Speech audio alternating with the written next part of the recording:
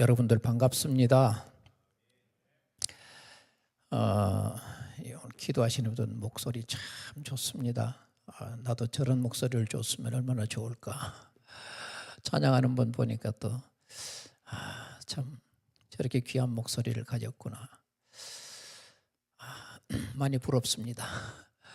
그리고 또 여러분들 아침 일찍 이렇게 참여해서 예배할 수 있도록 해주셔서 감사하고, 또 말씀 전할 수 있는 좋은 기회 주셔서 고맙습니다.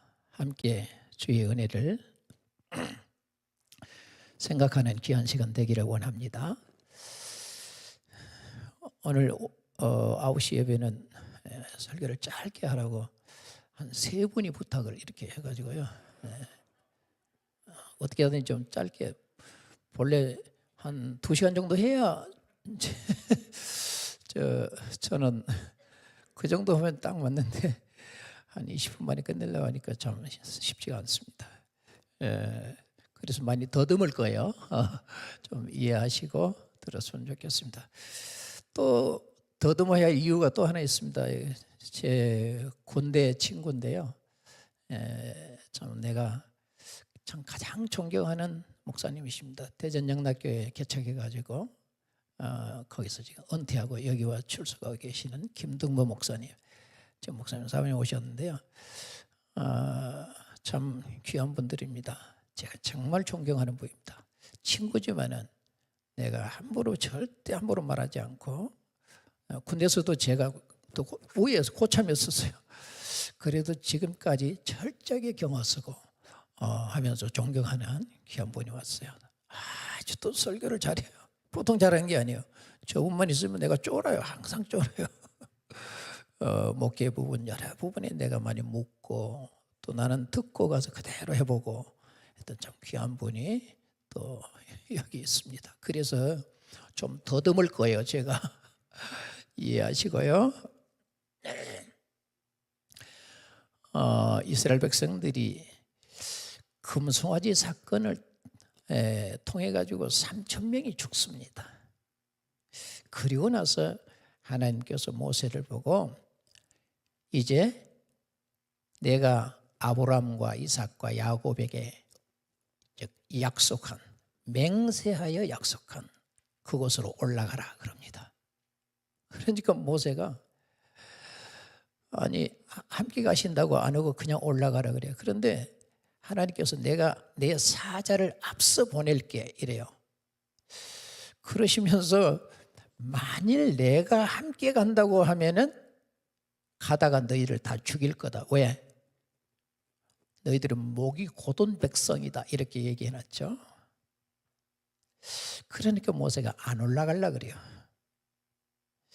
그래서 지난날 말씀하신 것을 기억하면서, 여호와 하나님, 나에게 말씀하시기를 나는 너 이름도 알고 또 내가 너에게 은총을 입혀주었다 라고 이렇게 말씀하셨지 않습니까? 그런데 내가 하나님 앞에 은혜를 입었다고 하는 증거가 뭡니까? 여호와께서 나와 함께 하심이 아니십니까? 그러니 나와 함께 가는 것이 맞지 않습니까? 그러니까 여호와께서 알았다, 그래 함께 갈게 그러셨습니다. 그래서 오늘 은총을 입어, 여호와께 은총을 입어, 참 좋은 말씀입니다. 그 은총을 입어야 여호와가 나와 함께 간다. 그냥 교회만 나오면 다 함께 간다. 그러면 얼마나 좋겠어요. 뭐 그럴 수도 있겠죠. 그러나 그 은총이라고 된 그 히브리어를 보니까 헨 그랬어요. 헨이라는 단어는 우리가 쉽게 얘기하는 은혜 그런 뜻이죠. 그게 하난이라는 동사에서 유래된 명사인데, 헨이요. 하나는 공짜로 준다는 뜻이에요. 뭐 거저 준다, 공짜로 준다. 그럼 하나님께서 우리에게 공짜로 준 것이 뭐냐? 사도 바울은 이렇게 설명을 합니다. 공짜로 준 게 샬롬이다 이렇게 했어요. 그러니까 은혜와 평강, 우리 이렇게 번역했죠. 은혜라고 하는 것은 공짜로 줬는데 뭘 공짜로 줬냐? 평강을 공짜로 줬다 이랬어요. 근데 그 평강이라고 번역한 그 단어가 바로 뭐냐 그러면은 샬롬인데 샬롬을 그렇게 했는데 그게 본래 단어가 살렘이에요. 살렘은 살람이라고 하는 동사의 명사형인데 이 살렘이 뭐냐 그러면 살람이 뭐냐 그러면은 온전하다, 완전하다는 뜻이에요. 그러니까 명사는 온전함, 완전함. 이게 이제 그 샬롬으로 쓰일 때 형용사인데 이게 그래서 뭘 우리에게 주냐 그러면은 온전함, 완전함을 우리에게 주셨다. 공짜로 준 것이 그거다 그 말이에요. 하나님께서 우리에게 공짜로 준 게 하나님하고 우리하고 이게 관계 깨져버렸단 말이야. 깨지고 부서져서 또 멀어지고 계속 이렇게 벌어져 있다가 하나님께서 예수 그리스도를 통해서 우리에게 공짜로 준 게 있는데 그게 뭐냐면 다시 완전한 관계, 다시 온전한 관계, 이걸 주었다는 거예요. 그래서 은총을 입어 이렇게 번역했으면 본래는 은혜를 입어, 은혜를 입는다는 말을 다른 말로 표현할 때 사랑을 입는다 이렇게 해석을 해요. 하나님의 사랑을 입는다. 자, 사랑하는 사람은 항상 곁에 있고 싶어 하는 거죠. 그래서 하나님도 우리에게 은총을 입혀 주었다는 얘기는 하나님이 우리에게 사랑을 입혀 주었다. 그래서 내가 너를 사랑하니까 항상 너와 함께 있겠다, 그런 뜻이죠. 그래서 그래 내가 너와 함께 갈게, 이런 식으로 표현을 했던 것입니다. 하나님의 은혜를 입어 그분과 함께 가는 삶, 이것이 우리 그리스도인인 거죠. 성경에는 물론 여러 얘기들을 해놨습니다만 우리가 잘 아는 사람들의 얘기를 한번 보십시다. 우리가 엘리사라고 하는 열왕기하 2장에 나오는 그 엘리사를 잘 압니다. 엘리야를 끝까지 따라가니까 마지막에 엘리야가 엘리사를 보고 그럽니다. 내게 무엇을 원하냐, 구해라 그럽니다.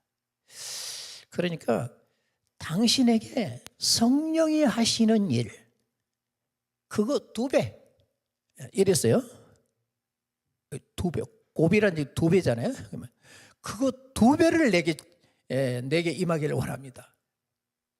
아니 내게 있는 것 정도만 구해도 그거 줄똥말똥 그런데 2배 그러니까 참 어려운 걸 구한다. 참 엘리사의 믿음이 참 귀한 믿음이었습니다. 내가 3배 했으면 분명히 3배 더 주고 10배 했으면 10배 더 주실 분이다, 그렇게 믿어졌던 모양이죠. 그래서 그걸 구했더니 내가 하늘로 들림을 받을 때에 너가 나를 볼 수 있다면 그대로 임할 것이다 라는 이런 얘기를 해줍니다. 그래서 그 위에서 떨어지는 두루마리를 가지고 자기 옷은 다 찢어버리고 그거 가지고 요단강에서 물을 치니까 물이 갈라졌죠. 그러고 나서 베델에 선착교가 있었어요, 그때 당시에. 그래서 거기서 아마 조금 성도들과 함께 지내다가 갈멜로 가려고 베델로 올라갔던 것 같습니다. 갈멜도 선착교가 있었다, 이렇게 얘기를 해요. 난 안 가봐서 잘 모르겠습니다만 그때 하여튼 그래요. 그래서 거기에서 베델로 해서 그쪽으로 가려고 베델로 올라갔는데 베델에 가니까 이 젊은 아이들이 엘리사에게 나와가지고 엘리사에게 그 젊은 아이들이 보면은 네아림 그랬는데 네아림이라는 얘기는 나아르라고 하는 것의 복수명사예요. 그래서 나아림이 뭐냐 그러면은 네아림이 뭐냐 그러면은 12세부터 15세 사이에 있는 이 소년들을 이 나아르라 그럽니다. 그래서 네아림은 거기에 있는 아이들이죠. 그 아이들이 엘리사를 보고 데모리아 올라가라, 데모리아 올라가라 그래요. 데모리 되신 분이 여기 안 계시겠죠, 그죠? 계셔도 괜찮습니다. 요즘은 좀 다르니까요. 오해하지 마십시오. 대머리에 올라가라 그래요. 그러면서 아이들이 막 조롱을 했다는 얘기예요. 그게 무슨 얘기냐면은 하나님께서 어떻게 대머리를 선지자로 쓰시냐? 이게 말이 되냐? 아니 무슨 얘기냐면은 레위기 13장 40절 그 42절에 보면은 대머리는 그 문둥병으로 인한 것으로 기록해 놨어. 거기는 보면. 그리고 또 레위기 21장 5절 이하에는 거기 보면은 제사장들은 머리 깎지 마라, 머리도 자르지 말고 수염도 자르지 마라 이렇게 해놨단 말이에요. 그러니까 하나님께서 제사장을 대머리를 쓰신 적이 없다는 거죠.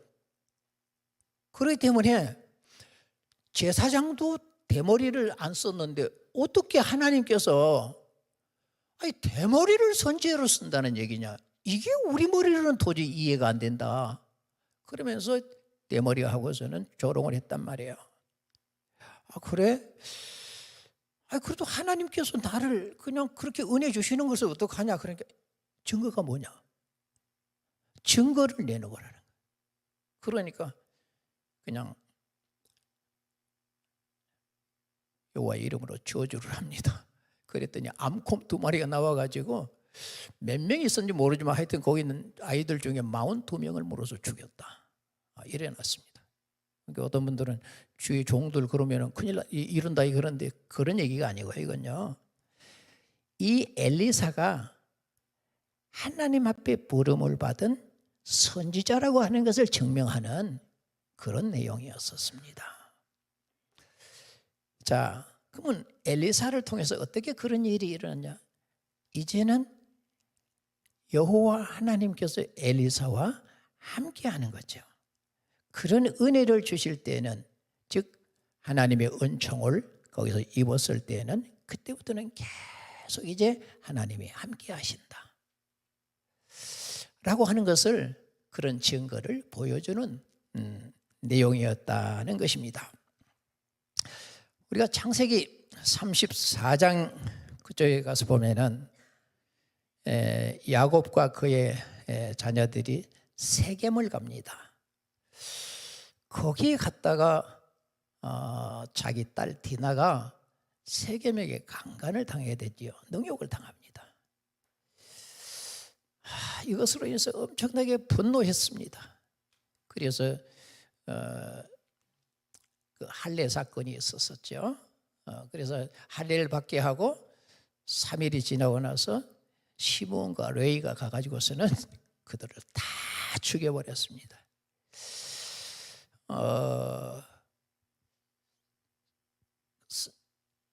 사실은 이 야살의 책이라고 하는 그건 성경이 아니니까 그냥 이야기요. 이야기로만 들어보세요. 거기는 보면은 그 세겜의 삼촌들 그러니까 하몰의 그 형제들은 할례를 안 받았다 그래요. 그 사람들이 숫자가 그 자녀들과 한 10몇 명이 돼요. 그런데 이 두 사람이 가가지고 그들을 그리고 아무리 할례를 받았어도 살려고 하면은 싸워서 어떻게 이겨야 되는 거잖아요.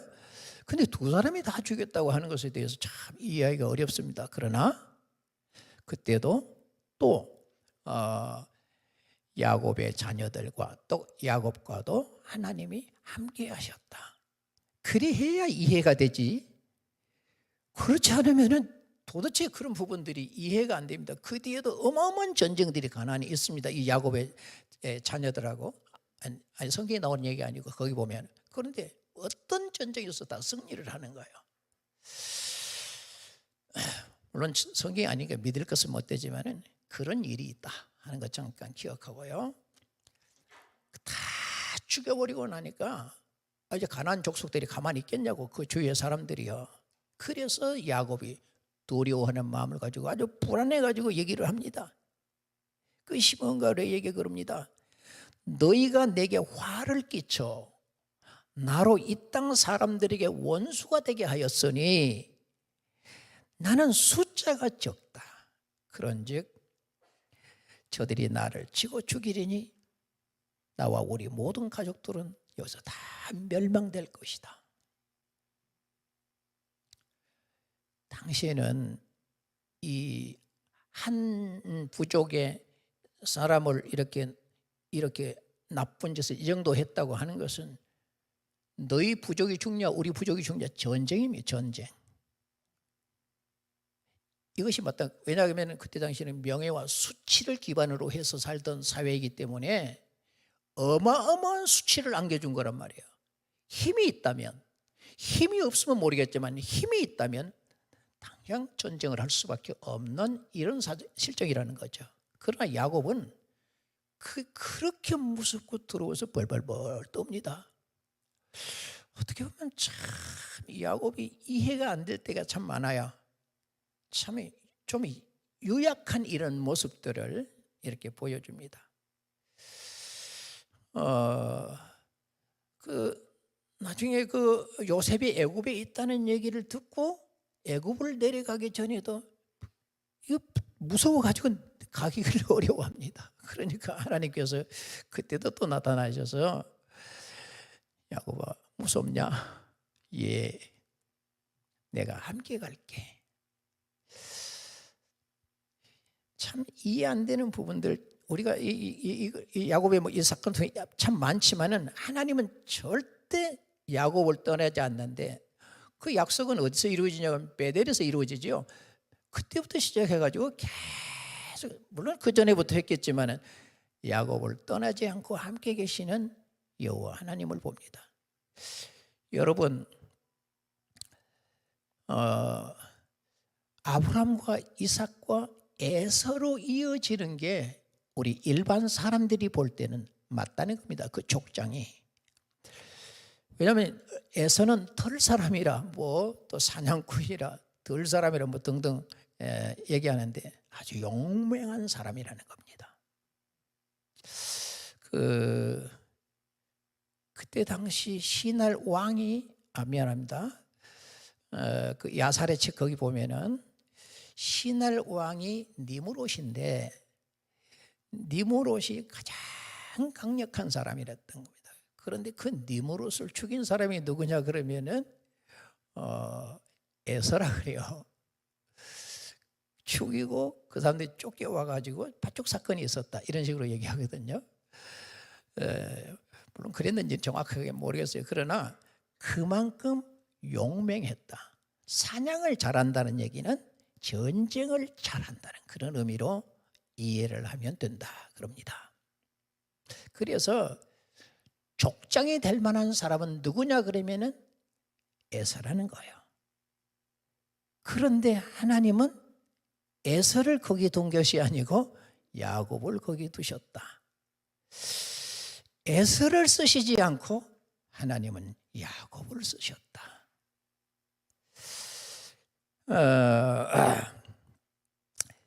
야곱을 또 한 가지 좀 더 볼까요? 이제 약복 나루를 건너고 형님이 400명의 군사를 데리고 자기에게 타고 온다는 거예요. 그러니까 얼마나 무서웠던지 벌벌벌벌 떠는 이런 모습들을 봅니다. 그래가지고 하나님께 기도하고 하나님 약속받고 나서 그래도 마음이 안 놓였던지 짐승들하고 종들하고 맨 앞에 이렇게 에서 쪽으로 보내고 그 다음에는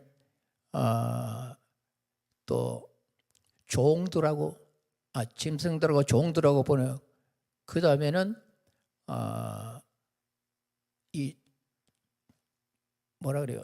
첩들이라 그럽니까? 이 사람들 또 이 자녀들하고 여기 세워놓고 그 다음에는 레아와 그 자식 세우고 맨 뒤에는 라헬하고 그 자식 요셉 이리 세워놓고 왜 이 짓을 했을까요? 혹시라도 형님이 앞을 계속 받아들이지 않고 치면은 맨 뒤에 저 둘만 데리고 도망을 가려고 그런 것 같죠, 그죠? 아니, 난 정확하게 는 모르겠지만은 성경 읽어보면 생각해 보면 좀 그래요. 이런 걸 보면 참 치사하죠. 왜? 자기가 앞장서서 가서 죽든지 살든지 뭔가 해야 되는 게 아니겠어요? 그런 이 야곱을 하나님은 함께 하시는 거죠. 그리고 야곱하고 에사우가 둘이 딱 만나는데, 아니 지금 400명을 왜 데려왔어요? 야곱을 죽이려고 데려온 거잖아요. 그러면 40명만 데려오든지 4명만 데려와도 되잖아요. 400명을 데려왔다는 얘기는 존중하려고 온 거잖아요. 그런데 야곱을 딱 보자마자 그냥 끌어안고 그냥 둘이 뽀뽀하고 난리를 하는 거예요. 그러니까 400명이 뭐라고 얘기하겠어요? 한번 생각해 보세요. 저 짓을 하려고 하는 것도 왜 이만히 많이 데리고 와가지고 우리를 왜 힘들게 하는지 모르겠다는 거죠. 하나님께서 야곱과 함께 하니까 에서의 마음도 하나님이 바꿔버린 거죠. 그러니까 보니까 내 동생이고 보니까 그냥 사랑스럽고 좋아서 어쩔 줄 몰라서 안고 이러는 모습들을 보여줍니다. 이렇게 하나님이 함께하다. 하나님의 은혜를 입은 자는 하나님이 함께하신다. 하나님의 사랑을 입은 자는 하나님이 함께하신다. 이게 굉장히 중요한 겁니다, 여러분.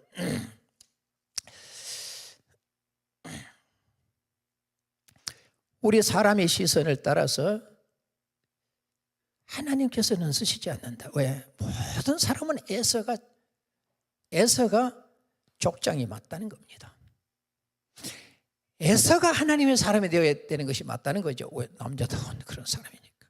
그러나 하나님께서는 사람이 보는 그런 눈으로 보시고 사람을 쓰신 것이 아니고 하나님의 눈으로 보시고 사람을 쓰셨다. 즉 에서를 쓰신 것이 아니고 야곱을 쓰셨다. 그렇다면 지금도 여전히 똑같이, 왜?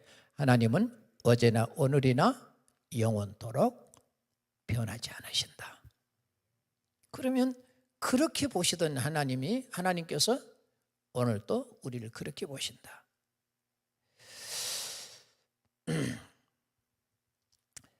만약에 의로운 사람, 예수 안 믿는 사람도 정말 저 사람은 정말 의인처럼 산다는 사람들이 있어요. 예수 안 믿어도 예수 믿는 사람보다도 훨씬 더 경건하게 살아가는 이런 사람도 보인 것 같아요. 물론 경건이 다른 의미도 있겠지만요. 정말 학벌 좋은 사람들, 모든 부분에 제대로 다 갖추어진 이런 사람들, 그런 사람들을 쓰시면 얼마나 더 좋겠어요. 그런데 아무리 생각해도 이해 안 되는 나 같은 사람, 아무리 생각해도 좀 이 빙신 같은 이런 사람을 쓰셨단 말이에요. 참, 그래, 이런 생각을 해봐요. 이런 빙신 같은 놈을 써도 조금 좀 되는 것 같으면은 이렇게 교만해지려고 그러는데, 진짜 잘난 사람 데려다 놓으면 얼마나 교만하겠냐는 생각도 해보기도 해요. 그렇지만 하나님은 나와 같이 이 바보 같은 나를 써주시는 것에 대해서 정말 내가 감사하지요. 정말 감사하고 또 감사하고 감사하지요. 그런데 나만이 아니라 하나님이 본래 그러시는 분이시다. 그래서 그 세상의 많은 사람들 가운데 여러분들을 부르시고 여러분들에게 직분을 주어 필요한 곳곳에 하나님이 쓰시는 것이죠. 예수님께서는 나를 부르시고 나를 쓰시려고 내 죄 문제를 위해서 자기가 십자가를 지신 것이에요. 그 십자가의 은혜로 오늘 우리는 부름받고 주님께 직분을 받아서 이렇게 쓰임을 받게 되는 거예요. 나보다도 훨씬 설교 잘하는 분들이 많습니다. 여기도요. 어떤 경우는 평신도들이 훨씬 더 설교를 잘하는 경우도 있습니다. 그러나 오늘은 하나님께서 여기에 나를 쓰시는 거거든요. 여러분, 이걸 우리 꼭 기억하십시다. 내가 하나님 앞에 은혜를 입었다. 부름을 받았으면 일단 은혜를 입은 거죠.